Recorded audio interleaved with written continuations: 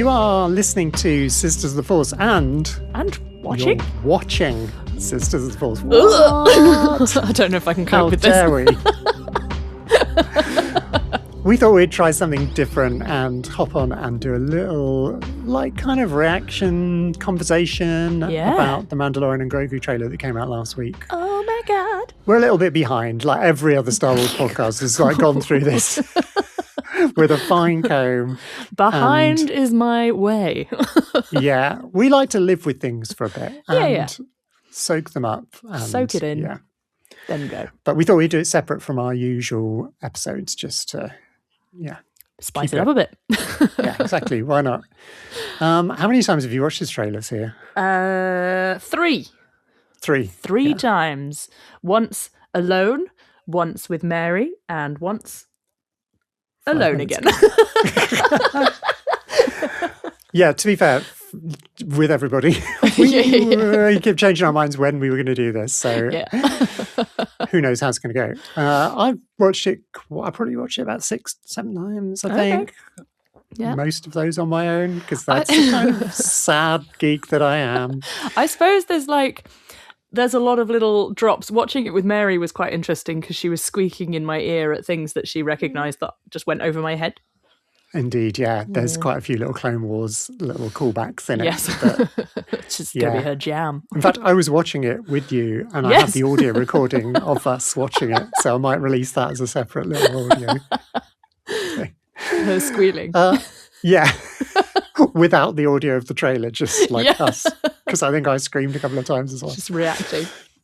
Yeah, it has some, I think it does a lot of the things, this trailer. It does that thing of, it's making it exciting. It is an exciting trailer to me. I think it's going to grab non-Star Wars fans, people who like Star Wars, casual Star Wars fans. I think it's going to grab them because it's quite dynamic and fun and a feast for the eyes.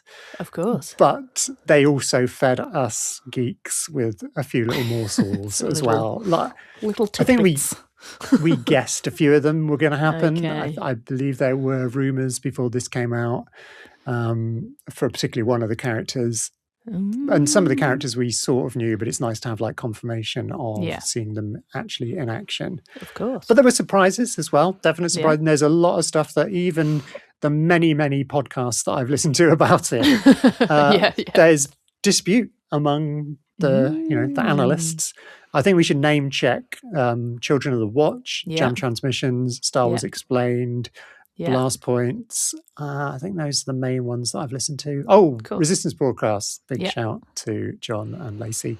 Amazing. They've all done very detailed things, but I found myself kind of hearing one podcast saying, we think it's this, and then somebody else saying, we think it's that. Which to me, that's lush. That means it's still the trailer's ambiguous. Toying with us. Yeah, it's not giving. We don't want to go into this film knowing exactly what's going to happen. No, so, I'm not generally even really a trailer watcher, so this is I was quite surprised when you had apparently watched it when we were chatting the other day with Mary. Yeah. So, to be fair, you and Jessica spammed it in the feed that we have.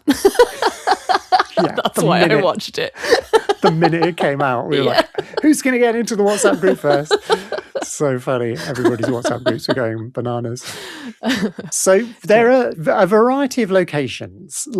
Star Wars films tend to have, unless it's The Rise of Skywalker, they tend to have 2 or 3 locations. Sure. If it's The Rise of Skywalker, it has about 15. Which I don't have a problem with. I love a roller coaster ride through places. But I feel like we've got 4 locations really, but I think one of them we're not going to be at very much, despite what was shown to us in the teaser trailer that came out 5 or 6 months ago, whenever it was. Sure. Yeah, I think this opening bit, we're on, I can't remember the name of the planet, whether it's called Adelphi. The base is called the Adelphi base, which is where is a kind of Outer Rim New Republic fighter base. Yeah. Gotcha. And Carson Taver, who we've met in The Mandalorian, the X-Wing guy, he is based here. I think Trapper Wolf, who is Dave Filoni's character, who we saw in an X-Wing, and Rick and Deborah's characters as well. I think they're based at Adelphi. Sweet. And Zeb from Rebels, apparently, which was a squeal. We already knew Zeb was going to be in it. Like, Zeb was briefly in the teaser trailer from last September, whenever it was. So I didn't watch the teaser trailer, but I watched the Okay, cool. Yeah, you didn't miss an awful lot, to be honest. Excellent. Like, it didn't tell us anything. It did tell us that Zeb was going to be in it, which I think we're all speculating because we've seen Zeb in Mando season 3 very briefly, and we've seen most of the other Rebels characters in Ahsoka, the TV show. So we know Filoni's bringing his Rebels creations gradually into the Mandoverse or into the Filoniverse, whatever you want to call it. Yeah. So a Delphi base. It's just out in the Outer Rim. We don't know much else about it. It seems to be like a desert planet, not a desert planet, like a sort of a tropical planet. Yeah. There's speculation that the Imperials are going to attack it at some point. Right. Gotcha. That's as far as we know. There's no actual hard evidence of that. But, So we're going to be there for a little bit at least. Woo! We're going to be there. What a shot. What a beautiful shot that is. I mean, just like to start your trailer with that shot. Like the way they're all sort of like floating and wobbling in flight. Like it's all very organic. Great. And the heat haze. And the theme. Red. Oh my God. Yes. Shock. Oh, there's some palm trees. I said it was tropical. Like to hear the Star Wars theme. Yeah. Which has been very much kept out of Mando. I think it's been in a bit very briefly with Luke. But generally not that they've stuck to Ludwig's theme. No, not that full like heroic thing. But I think that feels like they're kind of doing it for the joke. Like they're setting up the Grogu joke. Hey, never touch the buttons. Yeah. Oh, you can press the buttons as much as you want, Grogu. He can do what he likes. Because then from here on, we're into Mando theme. Yes, but it is kind of a mix, though, isn't it? It's not pure Mando theme. We've still got bits of Star Wars theme. Do we get bits of Star Wars theme? I didn't even notice that. It felt very much like a melding of the two. Yeah, and definitely I can do visual things now. Woo! Definitely, like instrumentation-wise, sonic sound world vibes. It's definitely John Williams-y. Yeah. But more strongly based around the Mando theme. The Mando theme is kind of underpins a lot of it. But they do some really, really cool stuff with the orchestration. Yeah.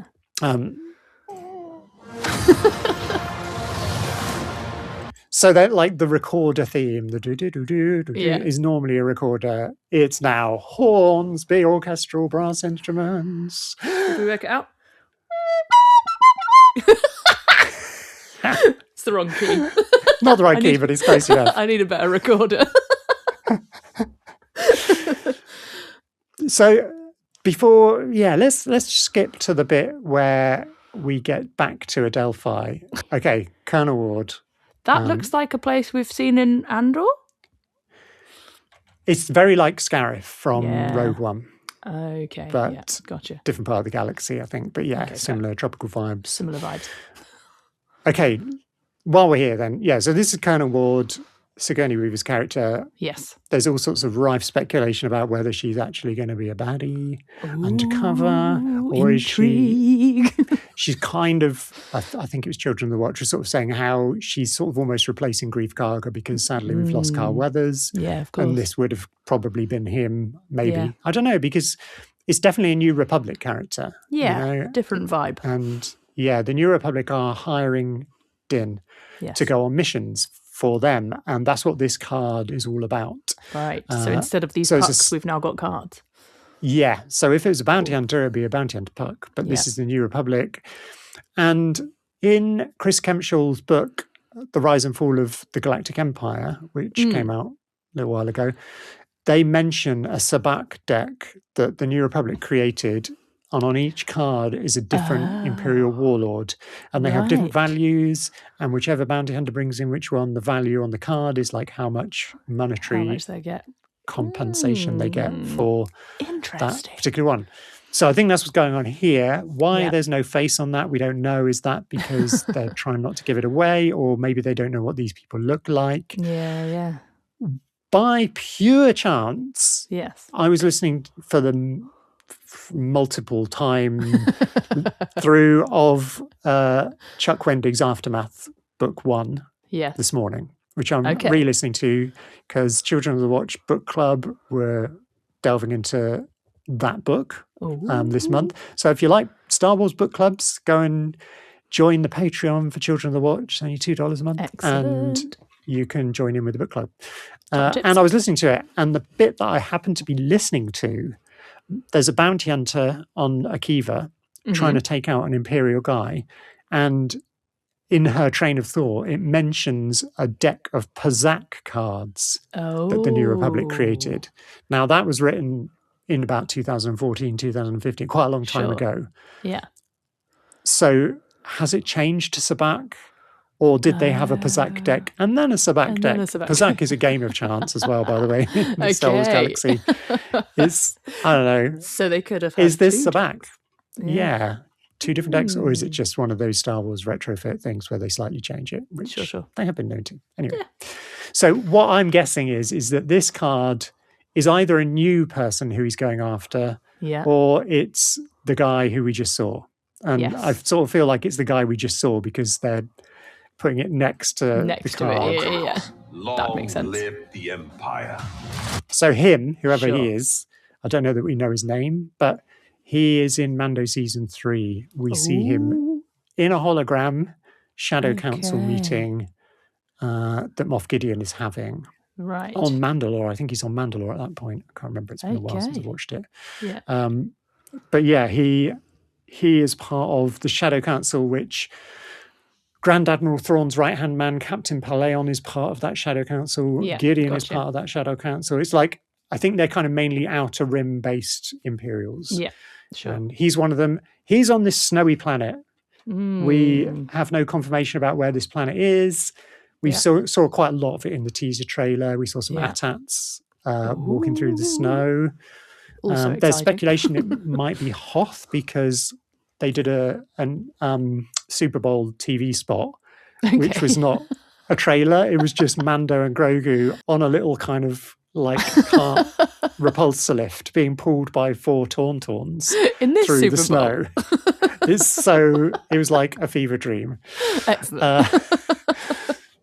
And so because there were Tauntauns in that, everyone's like, oh, this is Hoth. Oh, it's Hoth. I've heard people theorizing why would the Imperials be on Hoth? Back at Hoth, yeah. There's possibly a better theory, which is that it's Ilum, which is another snowy planet where the Jedi children used to go and get their kyber crystals under the careful watch of Huuuge or somebody else. But I mean, that would make more sense. The other thing that makes sense is that it's being confirmed that Ilum was Starkiller Base. Right. Which totally makes sense. If you think about the Death Star was powered by kyber. Yeah. If Ilum is a natural kyber planet, what better planet to build on intergalactic planet-destroying weapon on? Yeah. So, I don't know, maybe this could be Ilum. Maybe this is like early the First Order. Yeah. Because we're sort of First Order hasn't come to pass yet. Weird gap bit, aren't we? Yeah, like the limbo where it's an Imperial remnant. Yeah. I don't know. We'll find out. It's probably neither of those planets. But anyway, that's the planet I meant that we had the least. We saw like the least in this trailer. Sure. So let's go to a different planet. We'd got to the bit where this planet. I can use some information. So it's kind of an underground cityscape vibe. Yeah. We've all gone a bit Blade Runner-y again. It's very Blade Runner. We do love neon in Star Wars. Like it looks a bit like Coruscant, but it doesn't really because we can see the sky. It's not that high-risey. Yeah.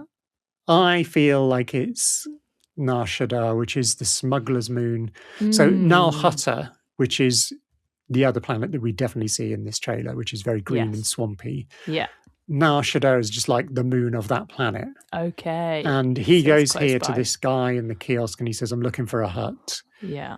So it kind of makes sense that's where you would go. That's where it would be. Gotcha.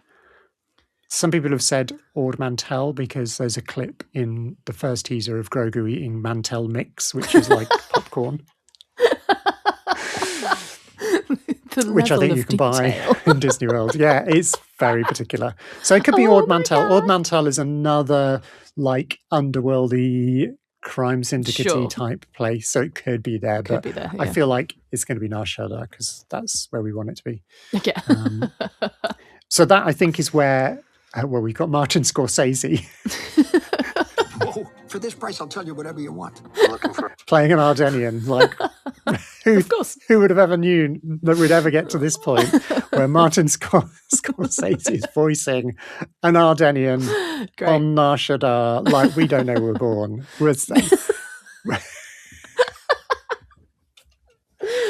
Don't even know. We're so lucky.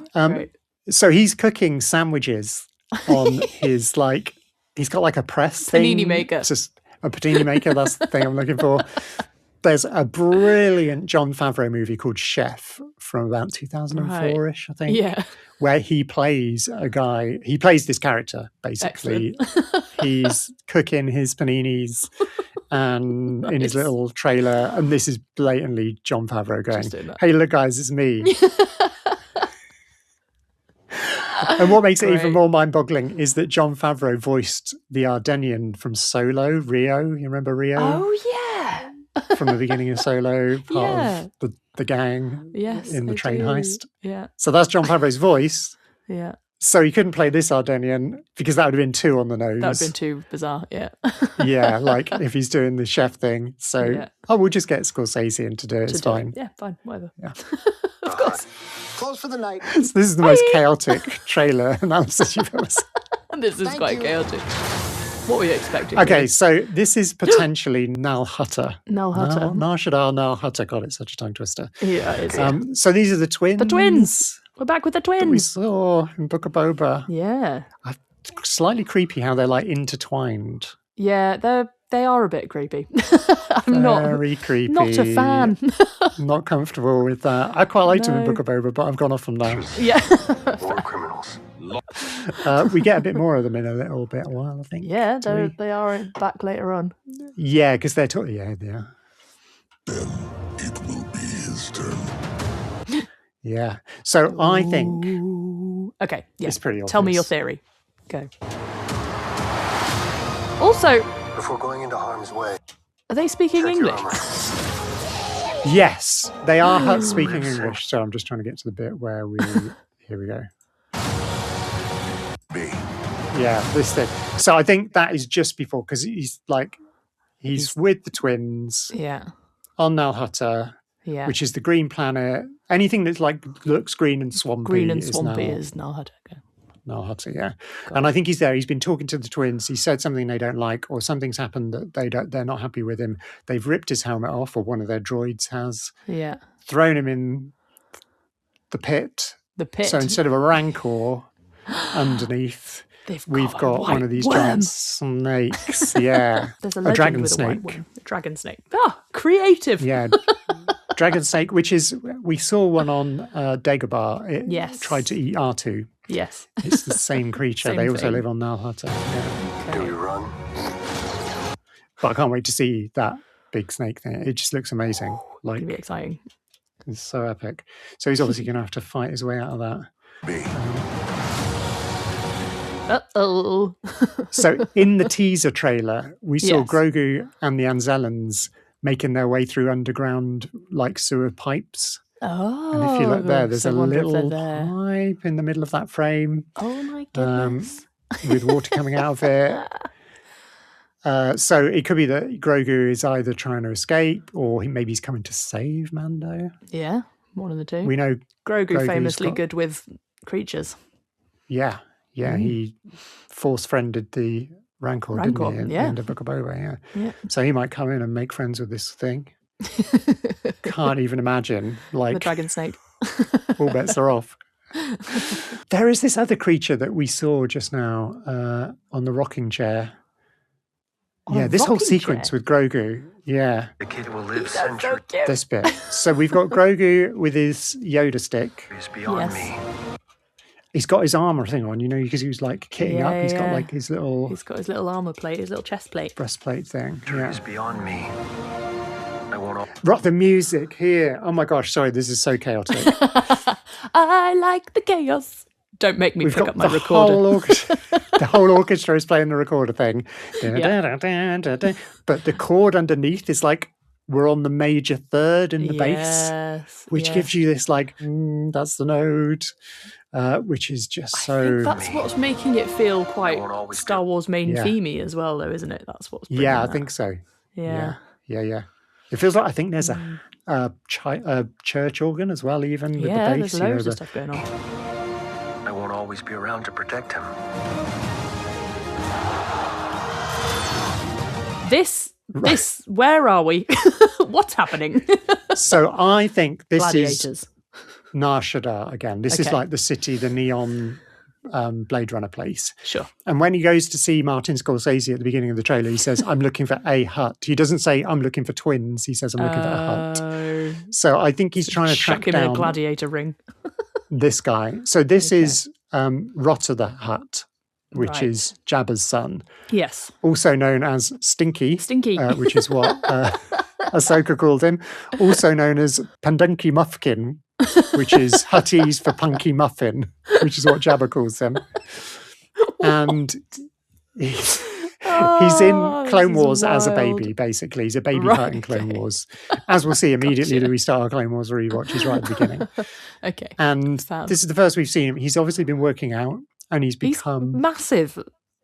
Yeah. He's got abs. He's gladiating.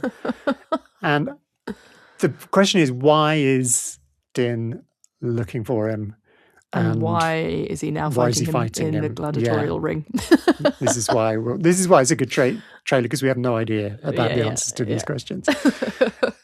Jeremy Allen White from The Bear is playing him, so presumably we're going to hear him talk, because so far we've not heard Jeremy Allen White's voice as thing. But it's interesting what you said about the twins speaking Basic. Yeah. They're not speaking Huttese. They're not speaking Huttese. Because we've never heard them speaking. They were speaking Huttese in the Book of Boba Fett, for sure. Yeah. I think you're right, because there were subtitles, Yeah. I think Boba was speaking Basic back to them, because they obviously understand, but they don't speak it back. Yeah. But they obviously can speak it, because they're speaking to Din. Unless they just did an English language version for the trailer, so as not to put people off. Not to confuse people. With subtitles. I don't know, maybe. Maybe, yeah. We do know the trailers. Din asked the Anzelians if they spoke Huttese, so Din clearly speaks Huttese. Din speaks Huttese. Yeah. Interesting. Yeah. That's a good point. Yeah. Are you scared? Okay, so this is the rocking chair guy. He's in a little rocking chair. He's in a rocking chair. There's trees. I didn't even notice that. it could be the same planet. It could be Nalhutta. Yeah. Like the swampy planet, because it looks a bit swampy. He looks like a kind of swampy dude. He looks like a swamp creature. And I'm sure it's the same place where we saw Yoda, where we saw Grogu meditating. Jeez. Yeah. I mean, to be fair, he's got his Yoda stick. So could be the same planet. Feels like it's the same planet. He's giving me wise... Is he Force user? I don't know. He says Yoda's line, doesn't he? He does. Are you scared? You should be, which is nearly the same. Are you scared? You should be. So he could just be looking after Grogu. I feel like I know that voice as well. Who's that? I don't know. I don't know if we know yet. Okay. He's very familiar sounding. Yeah. He sounds a bit like Steve Bloom, who does Zeb, but so it could be the same. Sure, it'll be somebody. It'll be someone else, surely. They've got enough budget to hire someone else. Let's be real. So it feels like Grogu is not with Din for all of it. For a certain, I don't know about all of it, because we saw him going in to see the Hutts. Yeah, well, they're definitely together for bits, but Grogu's got his own mission to go on. I wonder if Grogu is with Din. Yeah. And they go and see the twins. Yeah.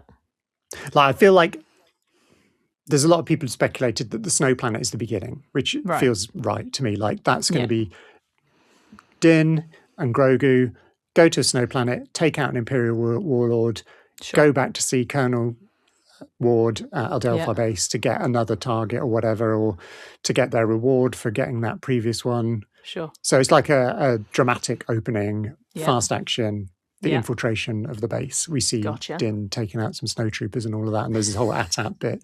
I'm also quite worried about this because you're really good at being right.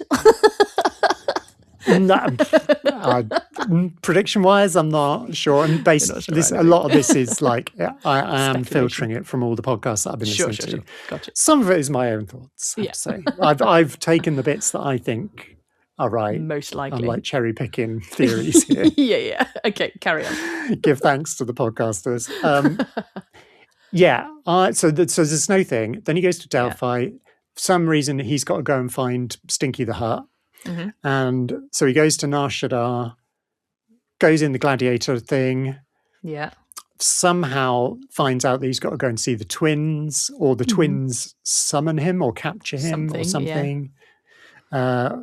He goes to see them. They don't like him. Take his helmet off. Chuck him and Grogu into this pit. Yeah. He chucks Grogu into that pipe. Yeah. Grogu runs off, somehow meets up with the Anzellans. They get out. Yeah. Grogu meets the old guy in the swamp, has some more Force experience, and then eventually they're going to meet up again. I don't know how that's going to happen. Somehow. Okay, yeah. Somehow. That's probably all wrong, but hey, it's possible. That's what theories are for. We're here for theories. It is. Do we run? Zeb! So that's Zeb. Yeah. Look at the carnage. So this could be on Adelphi. This could be the Imperials having attacked the Adelphi base. Going for I don't know. Or do we fight? I like this kid. Yay! Okay, right. These monsters. So we did see some monsters in the teaser. Sure. By the way, the text above the door there, in Arabash, says Weathers Apollo, which is... Do you just know that, or have you looked that up? Everybody's talking about it. Okay, it's like the first thing everybody thinks. I do know my Arabash. I would probably have taken a minute to work that out. I've been trying to get quicker at it. Clearly. I can see the Olo at the end, but then I can see that. Carl Weathers played Apollo in the Rocky movies, and so that is obviously just a really nice homage to Carl Weathers. Nice. Grief Karga. Rest in peace. These creatures, I reckon, are breaking out of the gladiator arena. We can see it for them there. Smart. And from the teaser, where we've had some different looks at them, I think they're the creatures from the Hollow Chess Dejarik board that R2 and Chewie are playing in A New Hope on the Falcon. Interesting. And the gladiator arena, I think, has a chessboard on the floor. The one where we saw Stinky the Hutt just now, I think. I can't remember whether you can see it in this. Somewhere along the way, we've seen a chessboard. We've seen a chessboard floor. Yeah. Yeah, it's a chessboard floor. It's a Dejarik board. Clearly a Dejarik board. And then we've got these Dejarik monsters. Oh my Is that not the cool? I love that. That is pretty cool. That's one of my favourite things so Some far of the about all things of that this. have gone over my head. I would have worked it out in 10 years' time. In the film, I'm sure they'll explain it all. I'm sure Din will be rolling his eyes behind his mouth. Oh, we've got to go and fight the Dejarik monsters. Okay. So we got little baby Rodian. So cute. They were like, let's make a puppet, different alien, but it's got to be as cute as Grogu. A tiny Rodian. What are you waiting for?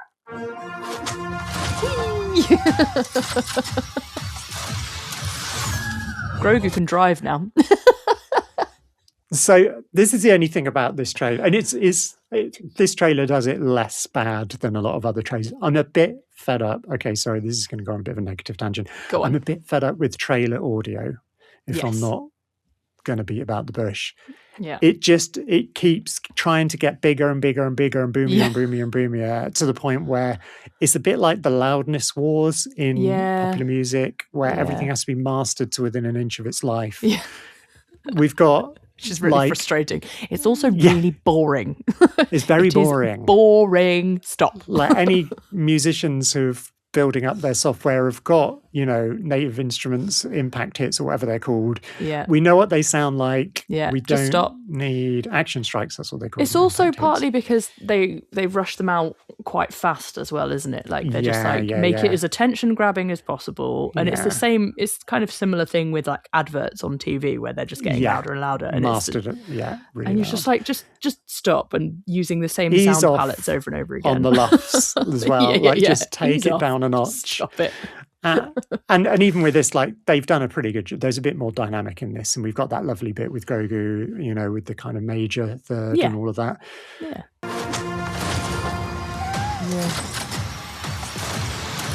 Like the riser and beats, like all he's just turning the thing around. I don't know, maybe.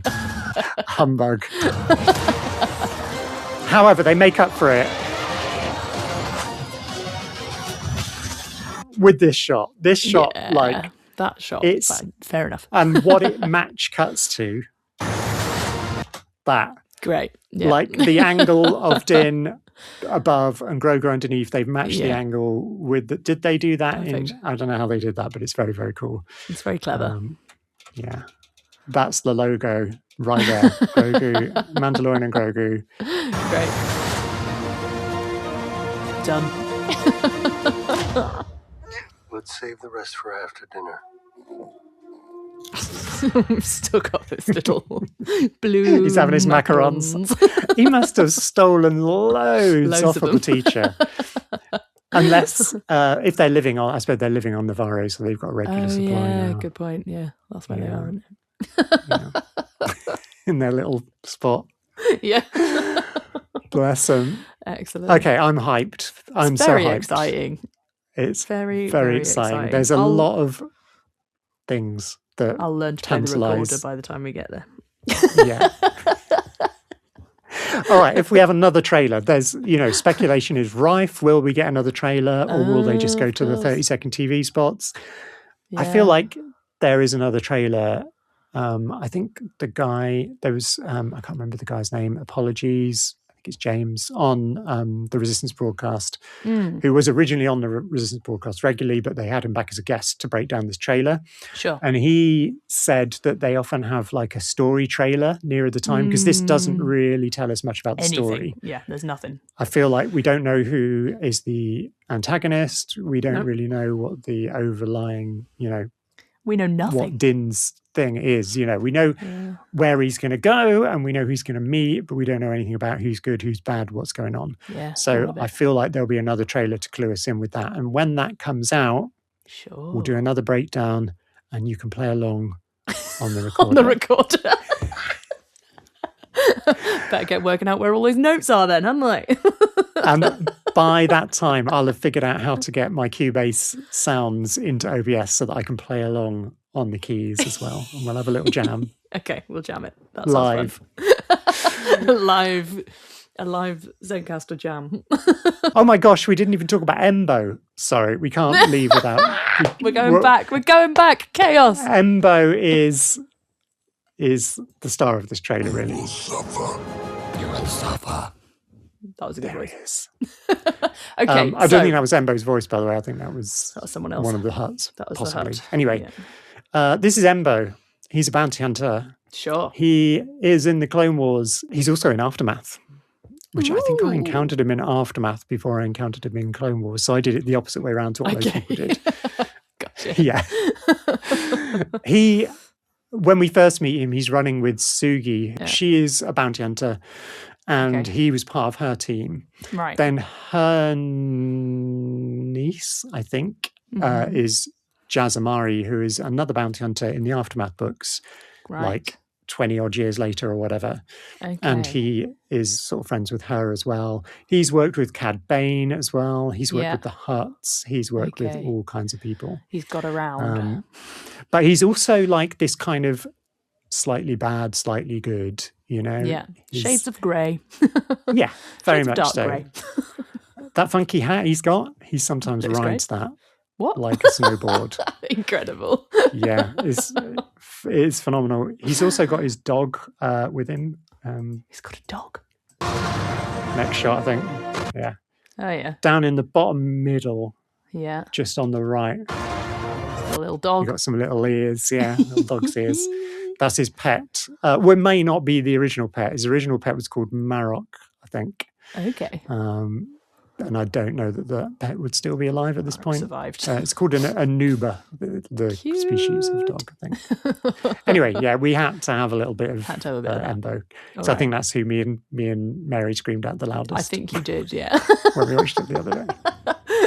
I knew he was coming. I'd seen the trailer multiple times, and I'm still screaming when I see Embo. It's quite funny. If you're still watching and listening, thanks for sticking with us. Thank you. In this rather chaotic breakdown. A chaotic mini-sode, if you will. Go and follow us on the podcast platforms.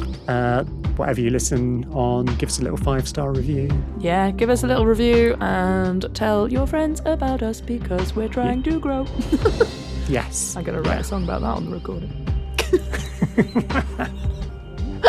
Which will be presented to you next time. So fed up of my recorder soon. I love a recorder.